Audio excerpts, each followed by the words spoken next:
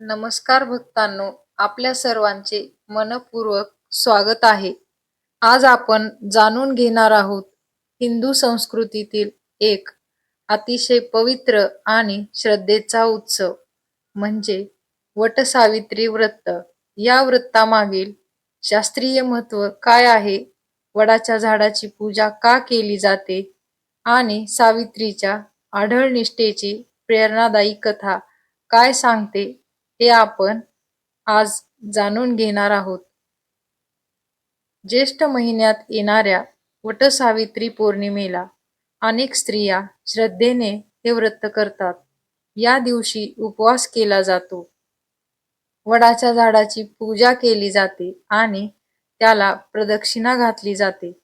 वडाचे झाड हे दीर्घायुष्य, स्थैर्य आणि अखंड जीवनाचे प्रतीक मानले जाते.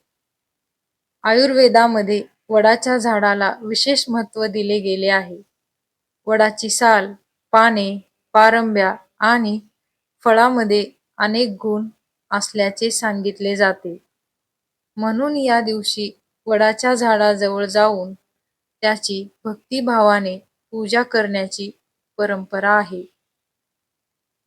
मात्र वटसावित्री व्रताचा खरा अर्थ केवळ उपवास किंवा काही विधी करणे एवढाच नाही. या व्रतामधून आपल्याला निसर्गाची जपणूक, श्रद्धा, संयम आणि कुटुंबाप्रती असलेले प्रेम यांची शिकवण मिळते. वडाच्या झाडाच्या फांद्या तोडून पूजा करण्याऐवजी झाडाचे संरक्षण करणे हाच या परंपरेचा खरा संदेश आहे. आता जाणून घेऊया सावित्री आणि सत्यवान यांची अमर कथा. पूर्वी मद्र देशात अश्वपती नावाचे एक पराक्रमी आणि धर्मनिष्ठ राजा राज्य करत होते. त्यांना अनेक वर्ष अपत्य प्राप्त झाले नव्हते. त्यांनी देवीची कठोर उपासना केली. त्याच्या भक्तीने प्रसन्न होऊन देवीने त्यांना एक तेजस्वी आणि गुणवान कन्येचे वरदान दिले. त्या कन्येचे नाव होते सावित्री. सावित्री ही अतिशय सुंदर, बुद्धिमान आणि सद्गुणी होती. योग्य वय झाल्यानंतर तिच्या विवाहासाठी वर शोधण्यास सुरुवात झाली. अनेक राजकुमार असूनही सावित्रीने स्वतःच्या इच्छेने वनात राहणाऱ्या सत्यवानाची निवड केली. सत्यवान गुणी, प्रामाणिक आणि धर्मशील होता.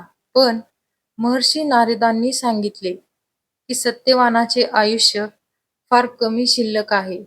हे ऐकूनही सावित्री आपल्या निर्णयापासून मागे हटली नाही, कारण तिला आपल्या प्रेमावर, श्रद्धेवर आणि सत्यावर पूर्ण विश्वास होता. मित्रांनो, महर्षी नारदाकडून सत्यवानाचे आयुष्य अल्प असल्याचे समजल्यानंतरही सावित्री घाबरली नाही.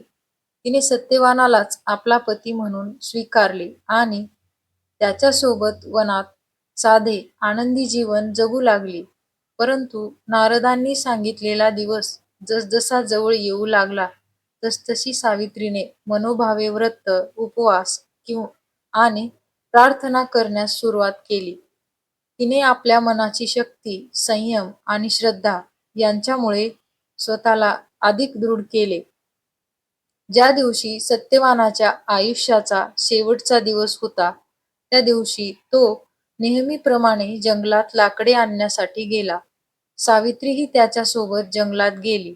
काही वेळाने सत्यवानाला अचानक थकवा जाणवू लागला आणि तो सावित्रीच्या मांडीवर डोके ठेवून विश्रांती घेऊ लागला.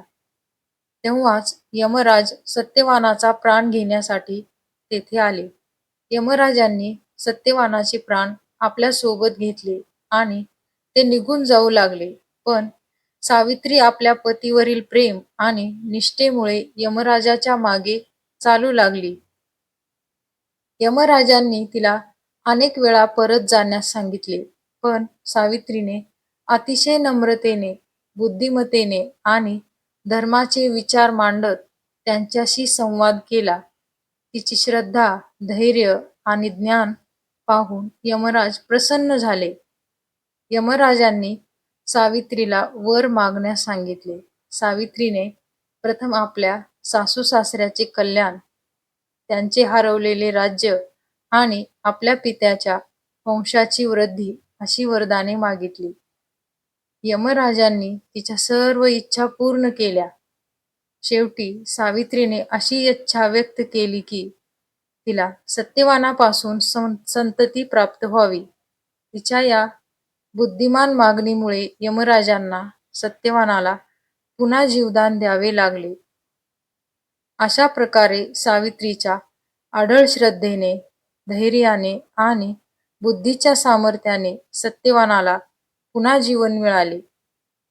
या कथेतून आपल्याला शिकायला मिळते की संकट कितीही मोठे असले तरी श्रद्धा, संयम, प्रेम आणि योग्य विचार यांच्या बळावर आपण त्यावर मात करू शकतो. मित्रांनो, वटसावित्रीची कथा ही फक्त एक पुराणातील कथा म्हणून पाहण्यापेक्षा तिच्या मागील जीवनमूल्य समजून घेणे अधिक महत्त्वाचे आहे. आजच्या आधुनिक काळात स्त्री आणि पुरुष दोघांनीही एकमेकांप्रती प्रेम, आदर, विश्वास आणि समजूतदारपणा ठेवणे आवश्यक आहे. सावित्रीच्या कथेतून आपल्याला निष्ठा, धैर्य, बुद्धिमत्ता आणि संकटसमयी खंबीर राहण्याची प्रेरणा मिळते. या कथेत सावित्रीचे सामर्थ्य, तिचा दृढ निश्चय आणि योग्य वेळी योग्य निर्णय घेण्याची क्षमता दिसून येते. त्यामुळे ही कथा केवळ एका व्रताची कथा नसून मानवी इच्छाशक्ती आणि आत्मविश्वासाचा संदेश देणारी प्रेरणादायी गाथा आहे. वटसावित्री व्रत आपल्याला आणखी एक सुंदर संदेश देते. तो म्हणजे निसर्गाचे रक्षण. वडाचे झाड हे आपल्या संस्कृतीत पवित्र मानले गेले आहे. म्हणून झाडाची पूजा करण्यासोबतच त्यांचे संरक्षण आणि संवर्धन करणे ही आपली जबाबदारी आहे. खऱ्या अर्थाने वटसावित्रीचे व्रत म्हणजे फक्त उपवास करणे किंवा काही विधी करणे नाही, तर आपल्या मनात श्रद्धा, संयम, प्रेम, सहनशीलता आणि चांगले विचार जपणे होय. घरातील नाती विश्वासाने आणि आपुलकीने जपली तर संसारात सुख, शांती आणि आनंद नांदतो. सावित्री आणि सत्यवान यांची कथा आपल्याला शिकवते की प्रेमामध्ये निस्वार्थ भावना, धैर्य आणि एकमेकांना साथ देण्याची ताकद असते. म्हणूनच हजारो वर्षांनंतरही वटसावित्री व्रत आजही आपल्या संस्कृतीमध्ये श्रद्धेने साजरे केले जाते. या व्रतामागील मूल्य आजच्या काळातही तितकीच महत्त्वाची आणि प्रेरणादायी आहेत. चला तर मग या वटसावित्री पौर्णिमेला आपण केवळ पूजा न करता निसर्गप्रेम, कुटुंबावरील प्रेम, परस्पर आदर आणि चांगले संस्कार जपण्याचा संकल्प करूया. वटसावित्रीच्या पवित्र पर्वाच्या सर्वांना मनःपूर्वक शुभेच्छा.